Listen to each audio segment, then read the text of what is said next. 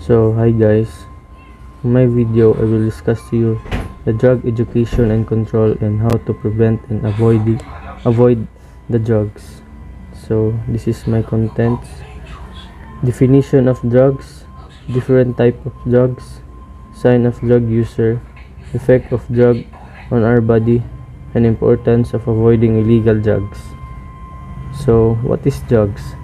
A drug is any chemical substance that when eaten induces a change in the physiology or psychology of an organism.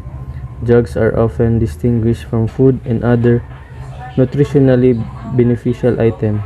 So the drug is a substance that recognized in an official pharmacopoeia or formulary, a substance that intended for use in diagnosis, cure, mitigation, treatment, or prevention of disease. It is also substance other than food intended to affect the structure or function of the body. The use of illegal medicines or excessive amounts of prescription or over-the-counter pharmaceutical or for purpose other than those for which they were prescribed. Drug misuse can cause social, physical, emotional, and occupational issues. Drugs is a substance that have an effect on a person's mental or physical state. They can have an impact on how your brain functions, how you feel and behave, your understanding and your senses. As a result, they are unpredictable and dangerous, especially to children. The effects of drugs vary depending on the individual and drug. So drugs affect the way your body and mind function. They can change how you feel, think, and behave. People take drugs for different reasons and in different ways. They can affect the way your brain works, how you feel and behave, your understanding and your senses. This makes them unpredictable and dangerous, especially for young people. Different types of drugs. First is alcohol. Alcohol is the most often abused substance throughout the majority of the world, including the United States. Although alcohol produces euphoria and decreases inhibitions, it also substantially impairs judgment, perception, and reaction times. So alcohol is classed as a sedative hypnotic drug, which means it acts to depress the central nervous system at high doses. At lower doses, alcohol can act as a stimulant, inducing feeling of euphoria and talkativeness.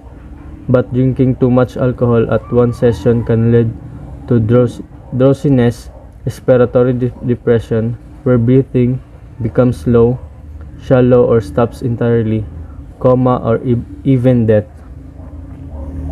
The next is opioids. Opioids are highly effective pain relievers that cause euphoria in users. Opioids, which are derived from the poppy plant, are frequently recommended by doctors to patients who are in excruciating pain. So opioids, they are exceedingly habit-forming, producing addiction in as little as 3 days in certain cases. When it is abused using opioids, it can devastate the life of a user. Unfortunately, when someone decides to stop using opioids, they suffer tremendously then as well. For example, hydrocodone withdrawal can be especially nasty. Riddlings, sufferers, or flu-like symptoms for weeks and on end. Next is depressant. Like stimulant, depressant also impact the body's and central nervous system, but when the opposite effect, making users feel as if things are slowing down. Thus, they are often called downers on the street. There are two types of depressant: the alcohol and the tobacco depressant. Alcohol acts as a depressant making it a popular choice for users looking to relax. Although drinking is often associated with immediate bursts of energy after a sip, the user's vital function inevitably slow down. Overdosing on alcohol can cause severe toxicity and even death. The active ingredient in tobacco is nicotine, a chemical that acts as both a stimulant and a depressant. Tobacco gives users minor, immediate rush followed by a feeling of relaxation. Nicotine is one of the most addictive substances known to man and is dangerous for the thin and even try. Stimulants.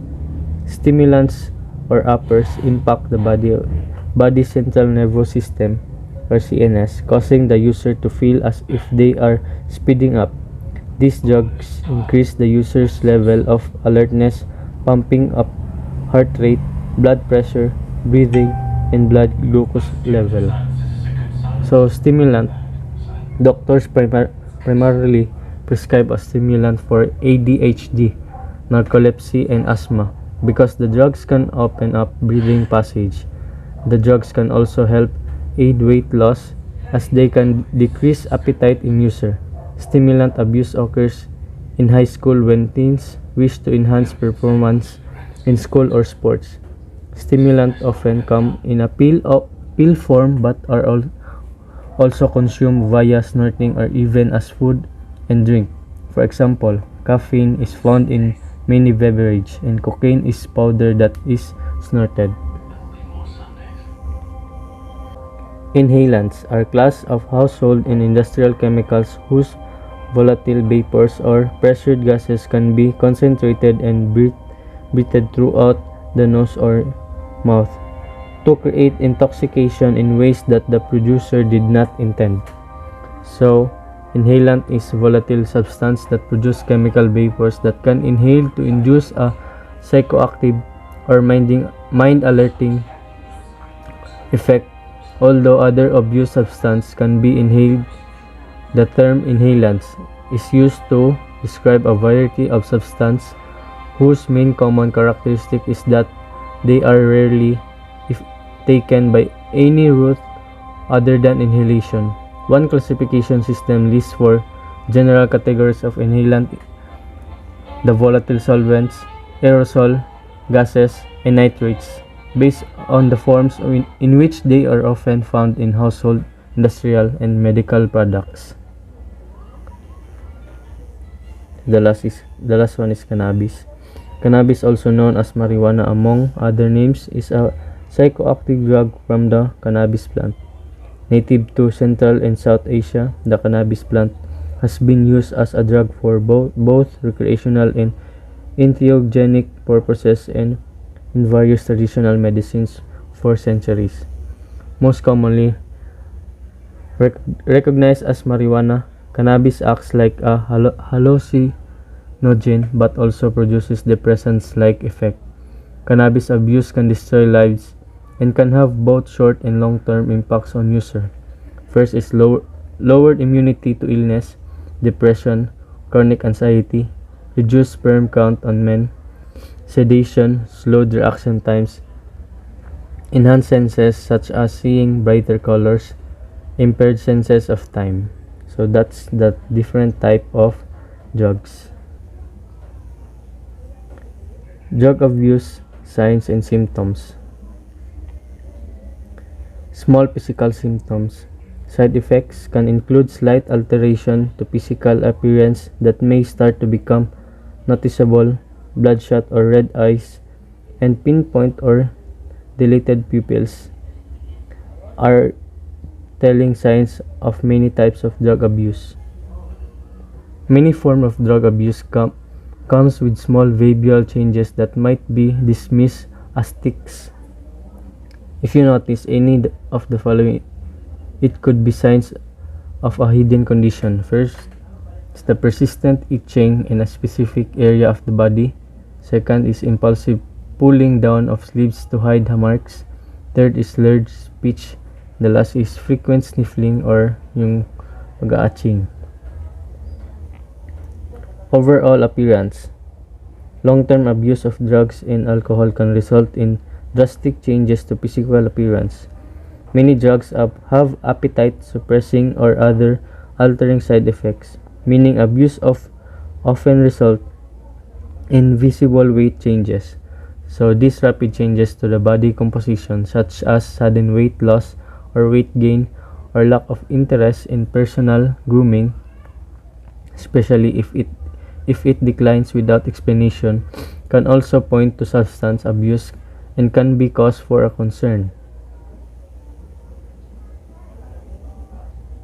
So these are the some signs of drug use may include withdrawal from friends and family, change in friendships or problems with friends, a drop in grades or attendance in school, signs of sadness, depression, agitation or hostility, an increase in borrowing money, evidence of drug paraphernalia or missing prescription drug. Effect on drugs to our body. Different types of drugs affect your body in different ways, and the effects of associated with drugs can vary from person to person. Drugs can have short-term and long-term effects. These effects can be physical and psychological and can include dependency.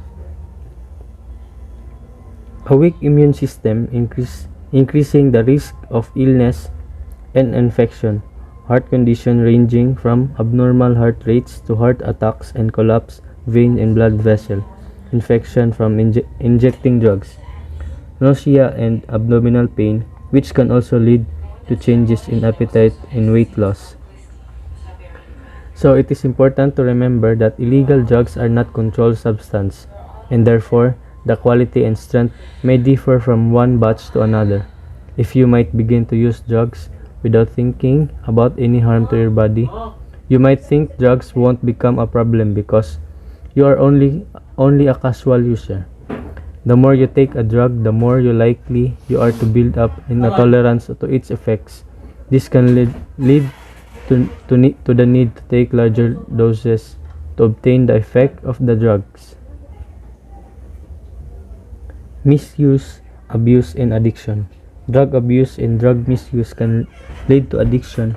Substance use disorder occurs when a person no longer feels in control of their need to use of a substance and becomes dependent on it. Although there is no fixed definition, many experts believe that drugs use becomes abuse when it starts to damage or impede aspects of a person's daily life, such as work or parenting. It is important to note that not everyone who misuses or abuses a drug will develop substance use disorder. When seeking treatment for drug abuse, misuse, or addiction, first you consider is whether inpatient or outpatient service would be the best fit. Second is find local treatment centers using these resources from the Substance Abuse and the Mental Health Services Administration. Third is note that state-run treatment centers and programs can be free of charge. And the last, look for programs that use evidence-based treatment strategies.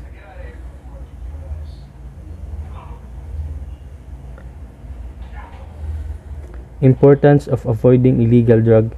This is the last part of my content.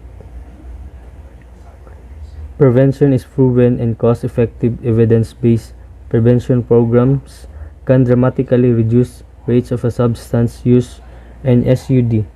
Dozens of programs have been found to significantly reduce substance use, some by over 50%.